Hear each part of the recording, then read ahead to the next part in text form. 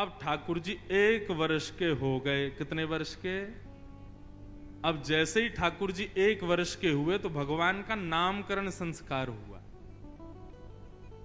श्री गर्गाचार्य जी महाराज नामकरण करने के लिए आए। गर्गाचार्य जी ने आकर के कहा, नंद बाबा कल का मुहूर्त अच्छा है, कल नामकरण कर देंगे, आज रात्रि विश्राम कर लेते हैं। बोले ठीक है। गर्गाचार्य जी बोले लेकिन एक दिक्कत है। यशोदा मैया बोली क्या? हम किसी के हाथ का बना भोजन नहीं करते, खुद बना के अपने ठाकुर जी को भोग लगा के तब पाते हैं। यशोदा मैया बोली अरे तो इसमें दिक्कत की क्या बात है, मैं आपको चूल्हा दे देती हूं, आपको बर्तन दे देती हूं, सारी सामग्री दे देती हूं, आप बनाइए। गर्गाचार्य जी बोले जो जो कृपा, दे दीजिए। यशोदा मैया ने सब सामग्री दी, गर्गाचार्य जी ने भोजन तैयार किया। अब बढ़िया एक पात्र में खीर बनाई। खीर में इलायची डाली, केसर डाला, मिश्री डाली, बढ़िया सुगंधित, आहा अति आनंदित खीर बनाई। खीर भी पता कौन सी अच्छी लगती है? वो रबड़ी जैसी हो जाती है, गाढ़ी गाढ़ी। कई लोग पतली पतली खीर बनाते हैं, लेकिन खीर बढ़िया लगती है, गाढ़ी गाढ़ी हो जाए, उसमें बढ़िया केसर का सा। आ गया मुंह में पानी। तो सोचो ठाकुर जी की क्या दशा हुई होगी जब गर्गाचार्य जी ने बनाई। यही हुआ, जैसे ही गर्गाचार्य जी ने खीर बनाई, अपने शालिग्राम भगवान के सामने जैसे ही उसको सजाया, तुलसी छोड़ करके, और त्वदीयम वस्तु गोविंद तुभ्यमेव समर्पयेत् ग्रहाण सुमुखो भुक्त्वा प्रसीद परमेश्वर, ये भोग लगाने का मंत्र है। अब गर्गाचार्य जी का नियम था कि वो जब भोग धरते थे ना, उसके बाद 108 माला करते थे नेत्र बंद करके, और 108 माला होने पर तब भोग अनौसर करते थे। गर्गाचार्य जी ने भोग रखा और जैसे ही आंख बंद करके नाम जप करने लगे, अंदर आंगन में ठाकुर जी बलराम जी के साथ खेल रहे थे। अभी 1 वर्ष के हुए, थोड़े थोड़े चलते हैं फिर गिर जाते हैं, फिर घुटमुन घुटमुन चलते हैं, फिर खड़े होते हैं, फिर गिर जाते हैं, ऐसी स्थिति में है। तो ठाकुर जी बलराम जी के साथ खेल रहे थे, खेलते खेलते अचानक रुक गए। बोलना तो जानते नहीं, थोड़ा थोड़ा बोलते हैं। बलराम जी बोले का भयो? अच्छा, मन ही मन में दोनों की बात होती है। ठाकुर जी बोले अरे भैया आज एक बहुत जोर को भगत आयो है, नामकरण करवे आयो हमारो। माने ऐसी जोर की खीर बनाई है, वहां में बढ़िया केसर डाली है, इलायची डाली है और मिश्री डाली है, बिल्कुल रबड़ी जैसी खीर है। मेरा तो मुंह में पानी आ रहा हो, खावे को मन कर रहा है। ताऊ जी बोले तो फिर रुको काई को, चलो जा, और बढ़िया लगे तो मुक्कू भी बुला लियो। ठाकुर जी बोले ठीक है। गुटमुन गुटमुन गुटमुन चल के ठाकुर जी जैसे तैसे मटक मटक के बाहर पहुंचे, और यहां गर्गाचार्य जी बैठे थे, नाम जप कर रहे थे। आगे उनके शालिग्राम भगवान के सामने खीर रखी थी। ठाकुर जी ने उठाई और गोद में रख करके और बढ़िया प्रेम से पाने लगे। मुंह पे पूरे पे लगा लियो, नाक पे लग गई। छोटे छोटे हाथ हैं ठाकुर जी के, प्रेम से पा रहे हैं। गर्गाचार्य जी के जैसे ही भजन पूर्ण हुआ, माला नीचे रख के जय हो मेरे शालिक। खीर कहां गई?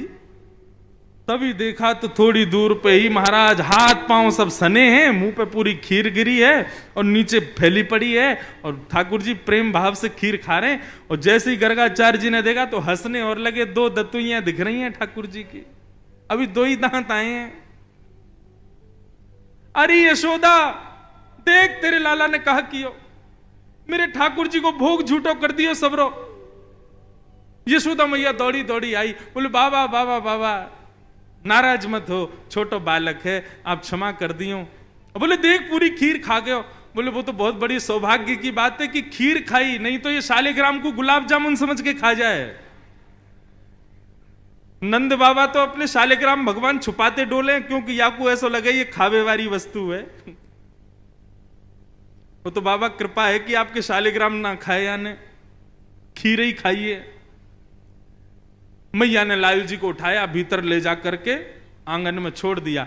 बाहर आई, फिर से चौका लगाया, दूसरी सामग्री दी। गर्गाचार्य जी ने फिर से खीर बनाई।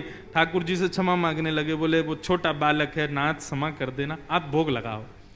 जैसी माला जपन लगे, ठाकुर जी फिर रुक गए भीतर। ताऊ दादा बोले लाला अब के कहा भयो?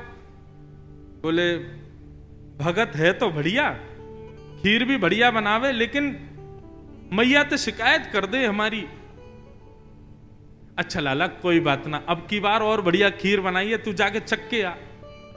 ठाकुर जी फिर से गए, गुडमुन गुडमुन गुडमुन चल करके गए, उठाई खीर का पात तो फिर से खाने लगे। गर्गाचार्य जी की जैसे ही माला पूरी हुई, देखा अब तो खड़े ही हो गए, नहीं रहना हमें यहाँ यशोदा, देख तेरो लाला फिर से हमारा भूख झूठो कर दिए सबरो।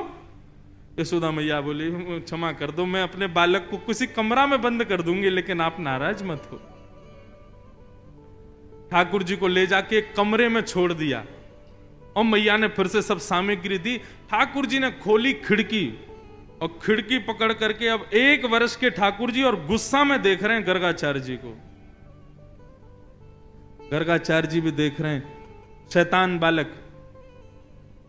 ठाकुर जी भी मन मन सोच रहे हैं, दारी के अभी तो तेने शैतानी देखी ना है हमारी, अब के बना तो को बताऊंगा मैं। गर्गाचार्य जी ने भोग बनाया, तीसरी बार भोग रखा। ठाकुर जी क्षमा कर दियो, छोटो बालक है, अब की बार भोग लगाओ। और जैसे ही त्वदीयम वस्तु गोविंद नाम जप करने लगे, ठाकुर जी उतरे और धीरे से खिड़की खोली, दरवाजा खोला, गुटमुन गुटमुन गुटमुन चल करके बाहर आए और उठाया खीर का पात्र। और जैसे ही पाने लगे, गर्गाचार्य जी को संदेह हो गया था कि कहीं बालक फिर से तो नहीं आ गया। जैसे ही नेत्र खोल करके देखा तो नन्हे से गोपाल जी के ही 4 भुजा प्रकट हो गई। शंख चक्र गदा पद्म ठाकुर जी ने अपने भुजाओं में धारण कर लिया। चतुर्भुज नारायण के रूप में नन्हे से बालक के रूप में ही प्रकट हो गए। और एक भुजा से तो स्वयं खीर खा रहे हैं और अपनी झूठे हाथ से ही गर्गाचार्य जी को खिला रहे हैं। गर्गाचार्य जी नतमस्तक हो गए, बोले नाथ क्षमा करना, मैं आपके रूप को पहचान नहीं पाया। ठाकुर जी बोले हमने ये रूप आपको इसलिए दिखाया है कि कल जब आप हमको हमारा नामकरण करोगे तो हमारे ग्रह नक्षत्र देख करके आपको सब पता चल जाएगा कि मैं कौन हूं। लेकिन ये सच्चाई हमारी मैया को मत बताना कि मैं कौन हूं। आपको छुपाना है कि मैं परमात्मा। मैया अभी मुझसे प्रेम करती है, मुझे दुलार करती है, मुझे बहुत स्नेह देती है। यदि वाकू पतो चल गई कि मैं भगवान हूं तो कहीं मंदिर में दियावेगी मुकु पुजारी जी, या की पूजा करे करो, भगवान है ये, मुकु मंदिर में ना जानो, मैं तो मैया के पास ही रहूंगा। बंधु आप जब बाल लीला सुनोगे तो आपको एक चीज पता चलेगी कि सबकी कोई ना कोई चाह है, लेकिन हमारे लाल जी की केवल एक ही चाह है कि मेरा भक्त सदा मुझसे प्रेम करे और जितना हो सके मुझसे प्रीति लुटावे मेरे ऊपर। उनको भगवान बनने का शौक नहीं है, सुबह शाम दिया बत्ती अगरबत्ती देखने का शौक नहीं है। आप प्रेम से क्या प्रदान करते हो, क्या देते हो, क्या सुनाते हो, वो उसके भूखे हैं, वो दिया करो। नामकरण संस्कार हुआ और बड़े भाई का नाम बलराम और छोटे भाई का शुक्ले रक्तस्थता पीत इदानिम कृष्णताम गत। भगवान का नाम कृष्ण रखा गया। बोलो बाल कृष्ण लाल की जय। बंधुओं,